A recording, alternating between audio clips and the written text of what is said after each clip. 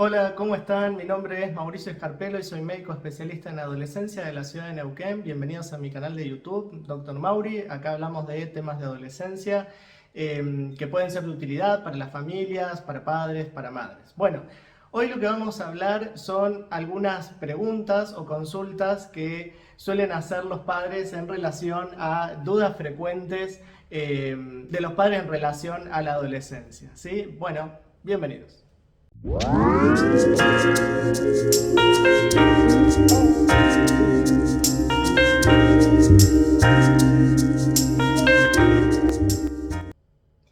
Una de las primeras preguntas que me hacen con frecuencia es si debe tomar vitaminas, ¿sí?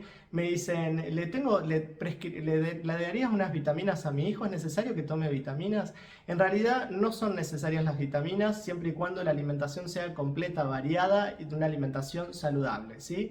Es decir, las vitaminas las indicamos cuando hay una omisión de nutrientes, por ejemplo, cuando no están incorporando determinados alimentos o determinadas vitaminas puntuales, o cuando hay un problema, una dificultad en relación a algún problema de salud concreto, o por ejemplo hay una omisión de nutrientes como pueden ser a veces, no sé, en algunos tipos de alimentación o vegetarianismo, por ejemplo, que hay que suplementar en ocasiones con vitamina B12. Entonces, en situaciones puntuales, pero si no, las vitaminas no son necesarias.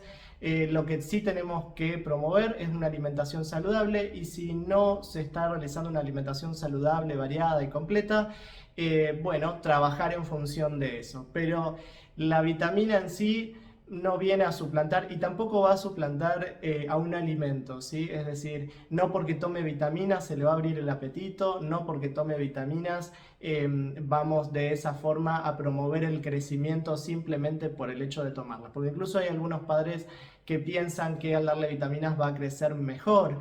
Y no viene por ahí el tema, sino que el crecimiento además va relacionado a otras cosas, la alimentación, la actividad física, el descanso, son otros factores que van a ayudar al crecimiento.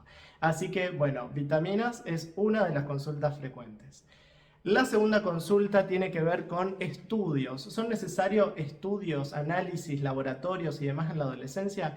Hay algunas recomendaciones. No hay cuestiones tan fijadas en relación a todos los estudios de pesquisa, pero sí sabemos que, por ejemplo, después de la menarca, es decir, después de la primera menstruación, es conveniente tratar de pesquisar anemia, por ejemplo, en las adolescentes. Entonces, ver si con la menstruación, la aparición de la menstruación, está en anemia y hay que hacer un tratamiento. Después, otro de los estudios de pesquisa que se puede hacer es para la detección o dificultades o problemas con el colesterol. Así que ese es otro de los laboratorios que se pueden pedir.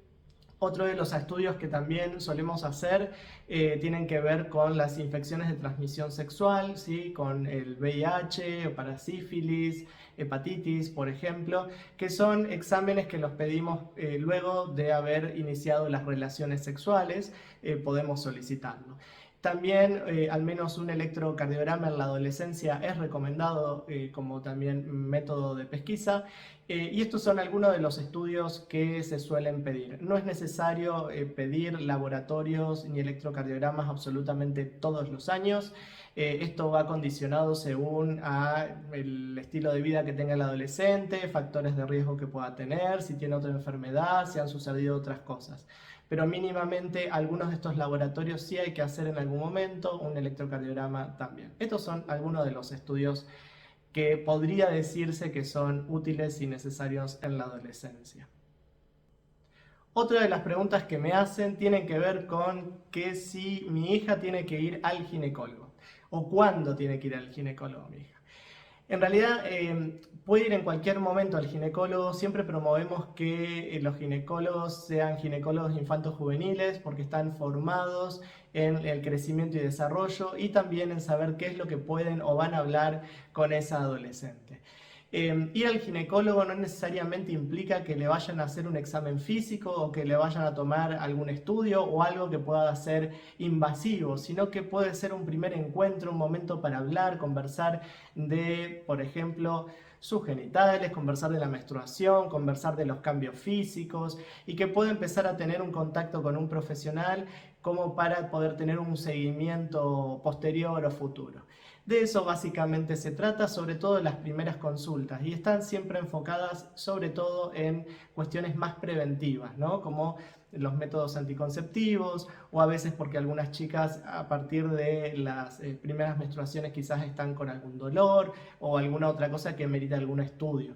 Pero en general la idea de la consulta con ginecología infanto-juvenil tiene que ver más como una consulta preventiva, de acompañamiento y para estar presente en momentos que puedan ser de tensión o difíciles o de crisis, que pueda haber un soporte desde lo que es la salud sexual y reproductiva desde el punto de vista de la ginecología. Bien.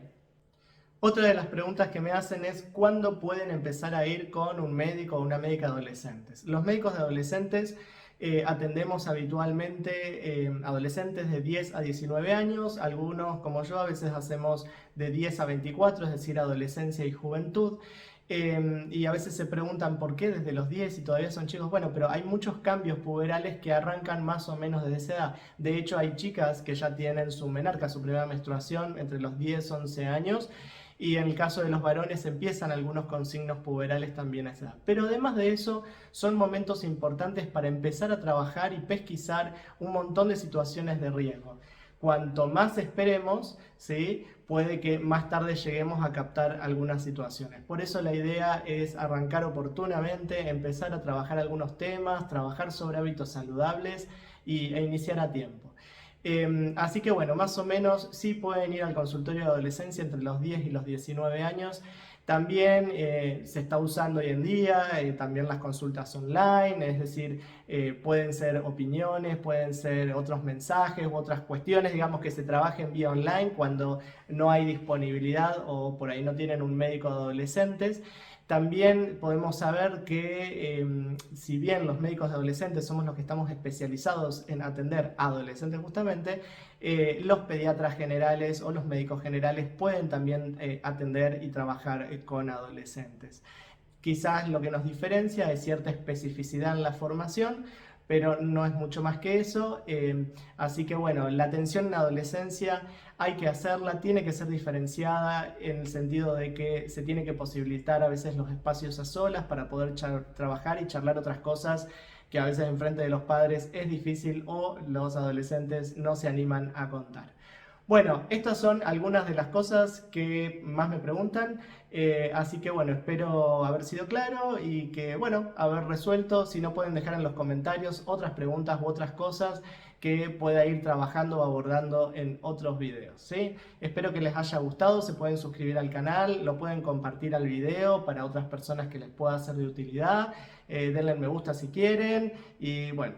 Eso es un poco todo. Cualquier cosa se pueden contactar conmigo en todo lo que es la descripción y eso les dejo más detalles. Bueno, nos vemos. Hasta luego. Chau, chau.